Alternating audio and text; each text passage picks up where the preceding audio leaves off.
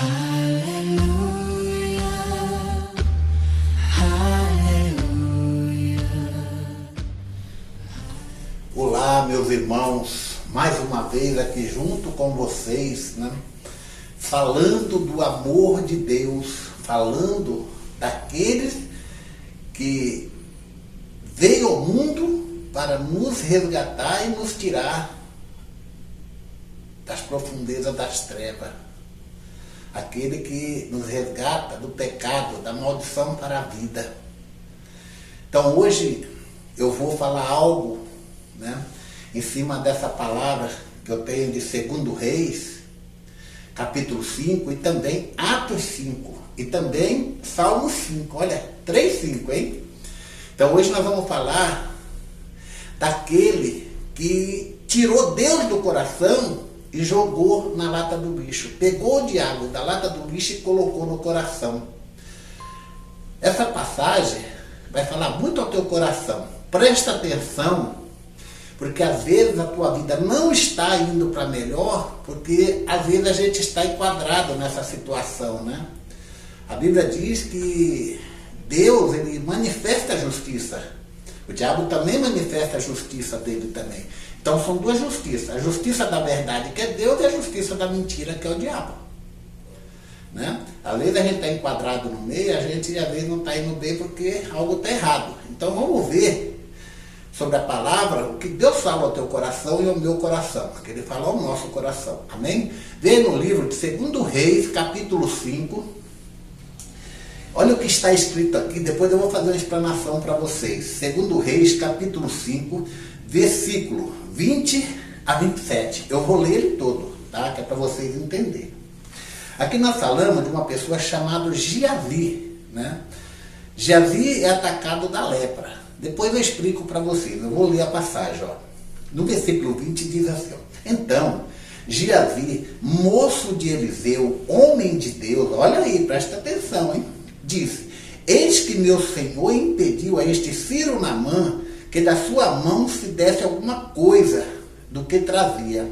Porém, tão certo vive o Senhor, que hei de correr atrás deles e tomar dele alguma coisa.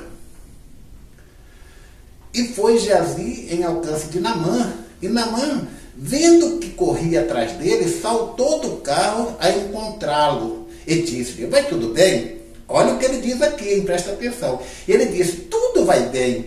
Meu Senhor me mandou dizer, eis que agora mesmo vieram a mim 2 jovens, 2 filhos dos profetas da montanha de Efraim, dá-lhe, pois, 1 talento de prata e 2 mudas de veste.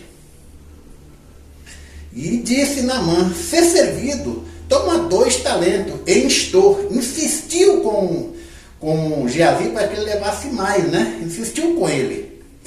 E amarrou 2 talentos de prata em 2 sacos, com 2 mudas de veste, e pô-la sobre 2 dos seus moços, os quais o levaram diante dele. E chegando ele à altura, tomou-os das suas mãos e o depositou na casa, e despediu aqueles homens, e foram-se. Então ele entrou e pôs-se diante do seu senhor, e disse-lhe, Eliseu, de onde vem Geazi? E ele disse, teu servo não foi nenhuma nem a outra parte. Porém ele lhe disse, porventura não foi contigo o meu coração? Eliseu falando para Geazi, o meu coração foi contigo. Quando aquele homem voltou de sobre o seu carro e encontrar-te, era isto a ocasião para tomares prata? E para tomares veste, olivais e vinhas? E ovelhas e bois, servos e servos, olha quanta coisa, hein? Portanto, a lepra de Naamã se pegará a ti e a tua semente para sempre. Então saiu de diante dele, leproso branco como a neve. Então eu vou explicar aqui para vocês. Geazi era servo de Eliseu. Eliseu era homem de Deus. Essa lepra era de Naamã. Naamã era um homem leproso. Só que a lepra de Naamã não era uma lepra avançada, ele ainda era tão pouca porque ele ainda vivia no meio da sociedade. Se fosse uma lepra avançada, ele não poderia estar mais no meio da sociedade, teria que estar isolado. E ali veio uma menina cativa, que é uma outra história para frente que a gente vai estudar, e A mulher de Naamã estava ali, a menina foi presa, levada, arrancada da família. Aí quando falou que Naamã estava ali, falou, se meu senhor tivesse aqui, né? Aí esse cara aí, o Naamã foi, pediu uma carta para o rei, né? Aí foi até o rei e o rei rasgou as suas vestes e disse, sou eu, Deus para curar? Só que ele não entendeu, né? Aí ele veio e falou, deixa que venha a mim. Aí foi Naamã e ele falou para Naamã mergulhar 7 vezes no Rio Jordão. Naamã lá falou, eu vou mergulhar nesse rio podre, né? Porque o Rio Jordão é um rio barrento, né? Então vamos mergulhar nesse rio, porque é o rio Abana, o rio Papai, é o rio mais limpo, purificado. Eu, o chefe da guarda, o segundo do rei, depois do rei sou eu. Aí o criado de Naamã falou assim, mas se ele pedisse uma coisa nossa, eu faria. Aí ele caiu em si e falou, então eu vou fazer. Ele foi lá no Rio Jordão, mergulhou 1, 2, 3, 4, 5, 6, ele não viu nada. Mas o profeta falou 7. Na 7ª vez ele mergulhou e saiu purificado, né? Aí o que aconteceu? Ele foi querer pagar o profeta não quis, o Eliseu. Aí o que aconteceu? Naamã, naquele momento, deixou o diabo entrar no coração dele. Aí o que ele fez? Ele percebeu que Naamã foi embora com aquele monte de especiaria de ouro, prata, vestes, oliva, olivais. Aí ele falou, opa, pera lá. Já que esse profeta aí, besta, não quis, eu vou catar para mim. Aí Naamã tomou uma distância, já ali catou alguns homens e foi atrás dele. Aí quando ele avistou Naamã olhou, ele parou, ele chegou e falou, olha, meu senhor mandou eu vir aqui, porque veio alguns homens lá da montanha de Efraim, e ele pediu que o senhor mandasse alguma coisa aí, para poder dar para eles. Aí Naamã rapidinho começou, aí ele falou, não, só 2 mudas. Aí ele estou, né? Aí Naamã insistiu que ele levasse mais. Aí ele falou, não, meu senhor, né? Aí ele acabou aceitando. Aí ele pegou tudo aquilo, botou no ombro dos moços, eles foram, porque ele nem chegou, ele deixou no meio do caminho para Eliseu não ver, né? Só que quando a pessoa está diante de Deus, as coisas é diferente. Aí Jazi chegou lá no profeta Eliseu, ficou lá e ele falou, onde você foi, Jazi? Jazi, em vez de, né, falar logo, olha, teu servo errou, fui ali, tomei isso, tomei aquilo, e o Senhor me perdoa porque por um momento eu fui fraco. Ele não pensou assim, ele insistiu na mentira, né? Então, o Eliseu falou, de onde foi, Jazi? Ele falou, o teu servo não foi nem a um nem outro lugar. Como não, se meu coração foi contigo? Era ocasião de você trazer tanta coisa do Naamã, que ele tinha ido embora, curado? Jazi teve tempo de se arrepender. O profeta já sabia, como Deus sabe de todas as coisas também. Porque quem anda com Deus, Deus usa, Deus trabalha. Então ali o Eliseu, no íntimo, ele ficou com dó do Geazi. Mas a gente não devemos mentir. A gente devemos manifestar a verdade, falar a verdade. E ali ele disse, continuou dizendo ao profeta que ele não foi a lugar nenhum, ele mentiu. E sabe o que aconteceu? Pela mentira, que não houve um arrependimento, ele saiu dali leproso, conforme a palavra do profeta. Ele saiu leproso. Então, a gente temos que prestar atenção no que a gente está falando, na vida que nós estamos vivendo. O salário do erro, do pecado, foi a lepra na vida de Geazi. Então, agora vocês vão perceber uma outra passagem, que nós vamos falar de Safira e Ananias, marido e mulher. Eles assentaram no coração a mesma coisa. E vocês vão entender essa passagem agora. Está lá em Atos 5, no versículo de 1 a 4. Atos 5, versículo de 1 a 4. Vocês vão entender o que acontece quando a gente anda, né, fora da presença de Deus. Diz assim, ó, em Atos 5. Mas um certo varão chamado Ananias, com Safira sua mulher, vendeu uma propriedade e reteve parte do preço. Sabendo também sua mulher, ele, levando uma parte, a depositou aos pés dos apóstolos. Disse então Pedro, Ananias, por que encheu Satanás o teu coração para que mentisse ao Espírito Santo e retivesse parte do preço da herdade, guardando-a não ficava para ti, e vendida não estava em teu poder. Porque, por mais que esse desígnio em teu coração, não mentiste ao homem, mas a Deus. Né? E aqui nós sabemos que Ananias e Safira, eles mentiram.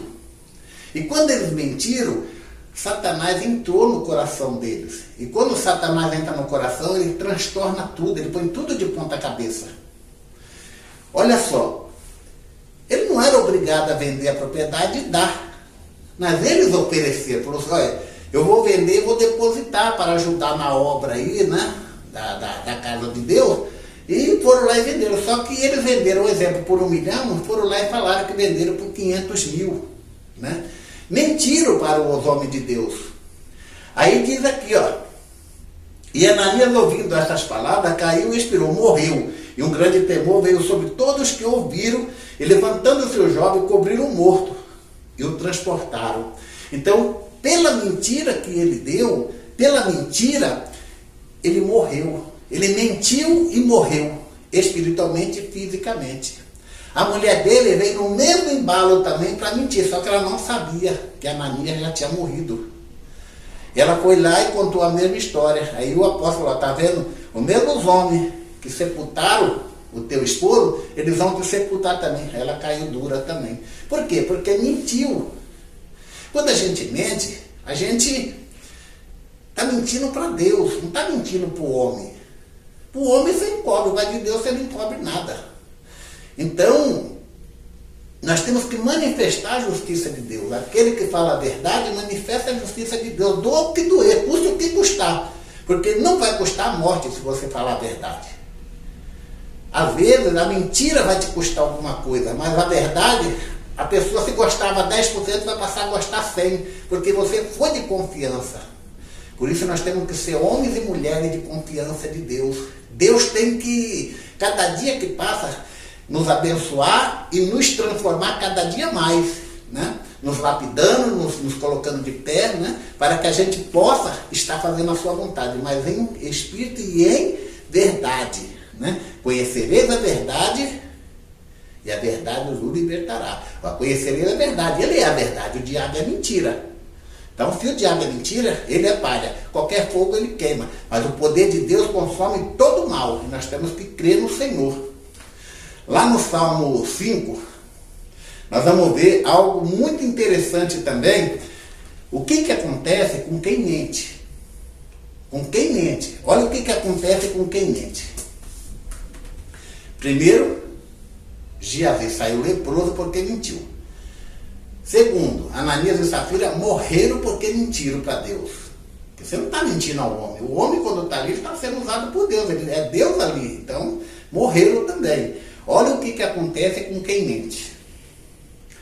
Salmo 5, versículo 6 diz assim, ó, destruirá aquele que profere a mentira. O Senhor aborrecerá o homem sanguinário e fraudulento. Então o mentiroso será destruído, como Safira, como Ananias,